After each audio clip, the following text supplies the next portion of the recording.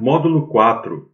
Anexos normativos A, B, C, D, E, F, G e H. Nesse slide, eu demonstro novamente a questão, os anexos envolvidos com a 10004. No caso, o anexo A, os resíduos perigosos de fontes não específicas, ou seja, origens não identificadas. Anexo B, resíduos perigosos de fontes específicas, conhecidas. Anexo C, substâncias que conferem periculosidade aos resíduos. Anexo D, substâncias agudamente tóxicas. Anexo E, substâncias tóxicas. Anexo F, concentração ou limite máximo do extrato obtido no ensaio de lixiviação. Anexo G, padrões para o ensaio de solubilização. E o informativo, que é o anexo H, que é a codificação de alguns resíduos classificados como não perigosos. Todos os resíduos ou substâncias listadas nos anexos são codificados por letra seguida de dígitos. Esses dígitos são estabelecidos pela 10004, que nós vimos anteriormente em módulos anteriores, mas que você vai perceber essa codificação nos anexos e pode consultar sempre que você precisar. Então, no caso, os resíduos perigosos que estão definidos no anexo A, eles iniciam com a letra F. E fontes específicas com a letra K.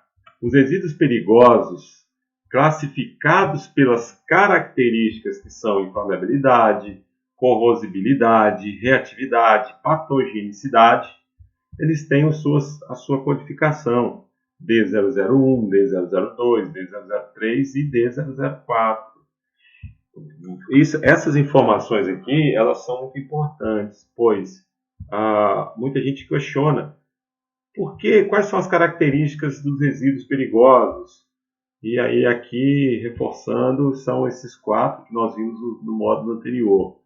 E os resíduos perigosos, classificados pelas características de toxicidade, ou quando a presença de substâncias agudas e tóxicas, elas são resíduos tóxicos. Então, elas começam com a letra P e E, e elas estão nos anexos D e E, respectivamente.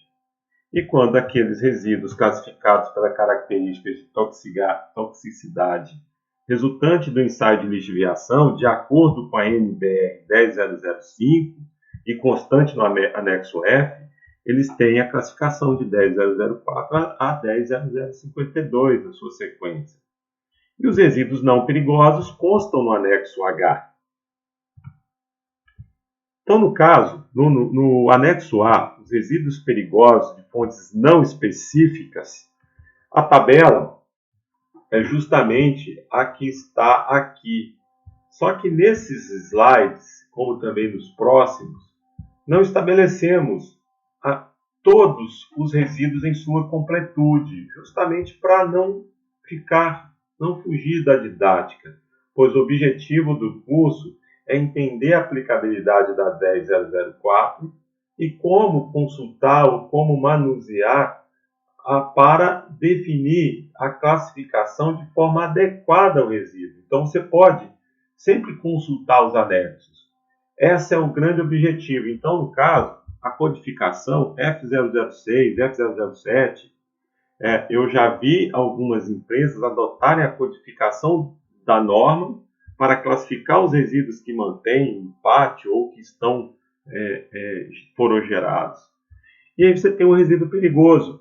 Aqui eu não vou ler todos, mas vou pegar um item lodos do tratamento de efluentes líquidos provenientes de operações de eletrodeposição, exceto os originados dos seguintes processos: anodização do alumínio, revestimento de aço carbono, revestimento de aço carbono com zinco, etc. Então aqui o lodo de efluente líquido é tido como um resíduo perigoso.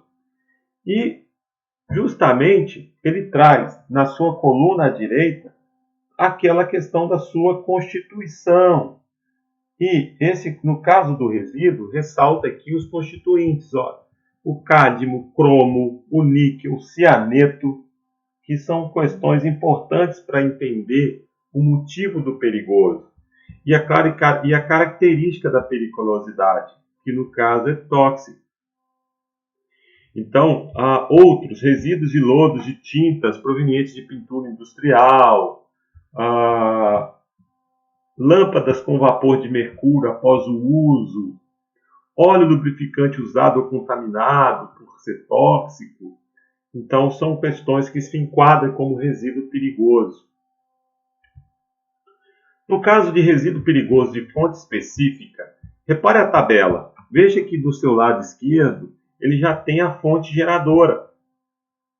E o código do resíduo, como também a questão do resíduo. Então, vamos pegar esse último aqui, a fonte geradora no processo de ferro-ligas. Lodos ou poeiras provenientes do sistema de controle de emissão de gases empregado na produção de ferro-cromo. Qual que é o constituinte perigoso? Cromo, chumbo. Qual que é a característica da periculosidade? É tóxico. Então, percebe-se como utilizar a tabela, ela não é complicado consultar o resíduo na tabela.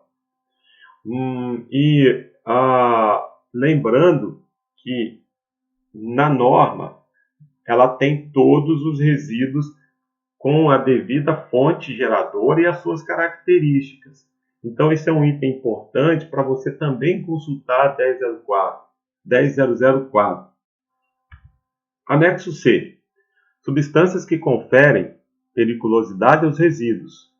Então, neste caso, como o nome mesmo já fala, todas essas substâncias, e aqui tem um nome, lado esquerdo o nome comum, e do lado direito, ou próxima coluna, uma outra denominação da substância. E aqui o código característico para como os critérios identificados pela 10004. E aqui um código químico resultante de sua classificação num processo químico. E no caso, essas substâncias, elas conferem a periculosidade aos resíduos. E aí vai enquadrar. Pode ser que enquadre esse resíduo especificamente devido à contenção ou presença dessa substância no anexo A ou no anexo B. No caso do anexo D, substâncias agudamente tóxicas. A explicação é a mesma do anexo C. Você vai ter a substância, o código, um código relacionado à sua abstração química. E essas substâncias aqui que tem um nome comum, eles são tidos como agudamente tóxicas.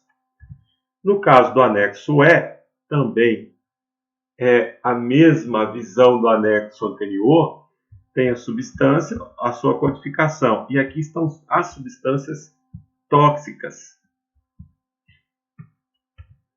O anexo F, que é a questão da concentração, que é um limite máximo do extrato obtido no ensaio de lixiviação. Lembrando que o lixiviar é você identificar os constituintes, remover constituintes, e o lixiviado é o material obtido. Então, nesse caso, nós temos aqui alguns parâmetros que são o código com a sua codificação e o limite máximo encontrado relacionado à concentração do material resultante. E esse material ele é tido como algo que possa ser caracterizado, ou você vai consultar para o anexo A ou para o anexo B. Os padrões de ensaio para solubilização, você vai ter os parâmetros e o limite máximo nesse extrato, no objetivo do processo de solubilizar, que é misturar algo para transformar numa solução, dissolver o material. E aqui tem o parâmetro resultante entendido como um padrão máximo para caracterizar esse constituinte de matéria como solubilizado. E o anexo H, a codificação de alguns resíduos classificados como não perigosos. Então, novamente, a codificação, a descrição do resíduo, a codificação e a descrição do resíduo. Então, nesse caso, veja bem, resíduo de restaurante, resto de alimento, ele é tido como um resíduo não perigoso.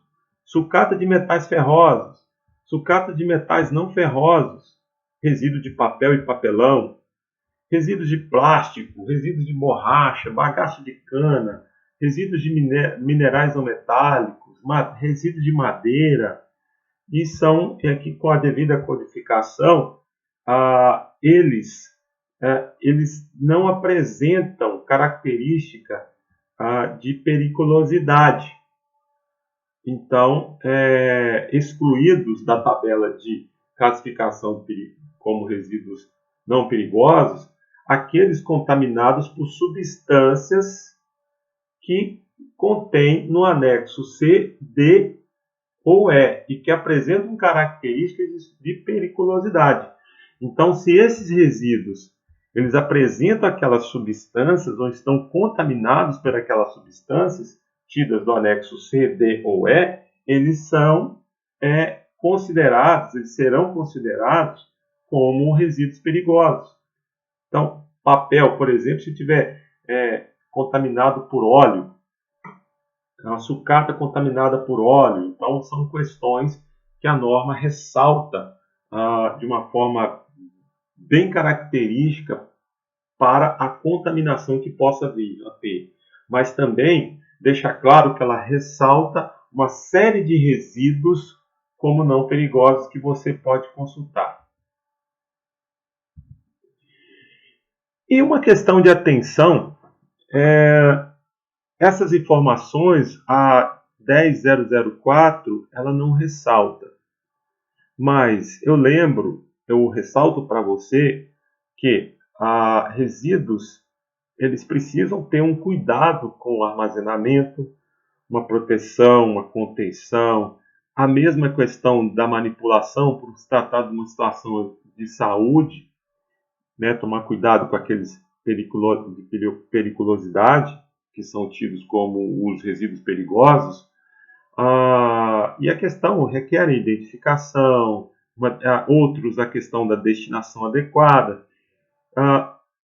Trabalhar ou manipular resíduos ou gerar resíduos é sempre um desafio, porque muitos cuidados precisam ter.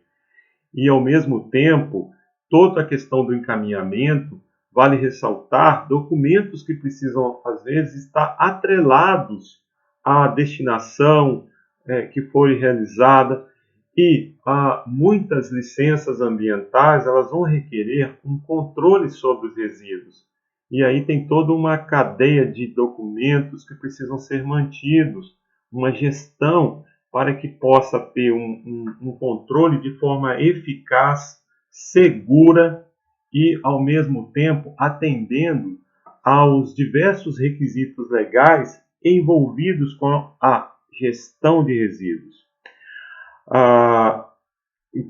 Esses dados visam agregar, mas é claro que particularidades devem ser tratadas em situações específicas, que não é a questão do objetivo desse curso, mas é só um lembrete como uma questão de atenção.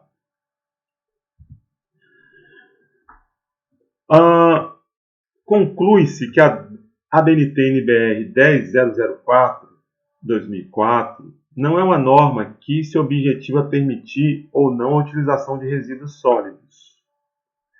Cabe a ela tão somente classificá-la como perigosos ou não perigosos, e assim servir como uma ferramenta aos diversos setores envolvidos com o gerenciamento de resíduos sólidos. Essa frase é uma conclusão muito objetiva e inteligente com relação a 10004 e que vai de encontro ao objetivo desse curso. Use sempre a norma 10004 para ressaltar a melhor classificação. Não perca de vista, mesmo que longos, os anexos envolvidos com essa norma. Eles são normativos e são a real referência para que você possa entender o que são os resíduos perigosos e o que são os resíduos não perigosos. Então, é uma referência valiosa e importante para o mundo dos negócios, pois permite potencializar o processo de sustentabilidade tão perseguido pelas organizações. Espero ter contribuído de uma forma efetiva para ressaltar o objetivo dessa norma. Chegamos ao fim do módulo 4. Foquei a apresentação dos anexos. Não detalhei na sua constituição, que não é pequena, as informações estabelecidas nos anexos. Use-os como sua consulta. Eles são um mecanismo de trabalho que realmente vai ajudá-lo a classificar de uma forma correta. Você agora deve fazer o quiz do módulo 4. E chegamos ao fim do curso. Eu quero agradecer imensamente a sua participação. Torço para o seu sucesso e espero ver você em outro de nossos cursos.